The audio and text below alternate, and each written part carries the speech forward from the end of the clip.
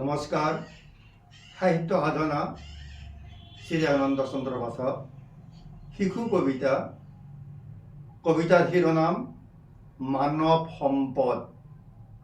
কবি আনন্দ চন্দ্ৰ বাছক। মানৱ সম্পদ। কণমানি সন্তি আধা ফুটা মাতৃ এখোজ দুখোজ বাট ফুৰি দিন মাহ বাগৰি সময়ক্ৰম গতি আগবাঢ়ে জীৱন চকৰি।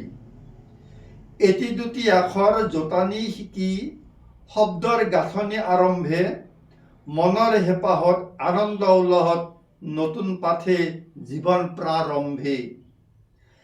আজিৰ মইনাটি কাইলৈ নাগৰিক মাতৃভূমিৰ মহাসম্পদ উজ্বলি উঠিব প্ৰজ্বলিত বন্তি অমূল্য মানৱ সম্পদ।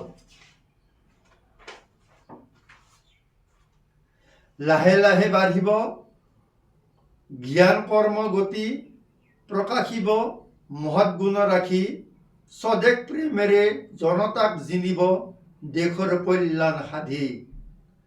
প্ৰজন্মে প্ৰজন্মে হওক সুনেতা স্বাৰ্থহীন আদৰ্শবান জনগণ মংগল মাতৃ সুমংগল বিশ্বত উজ্বলিব স্থান। শিক্ষা দীক্ষা জ্ঞান ধৰ্ম কৰ্ম গতি আগবাঢ়ে ধৰণী জননী ব্যতিক্ৰম ইয়াৰ যায় অধগতি প্ৰজা হ'ব পথৰ ভিখাৰী। সমাপ্ত।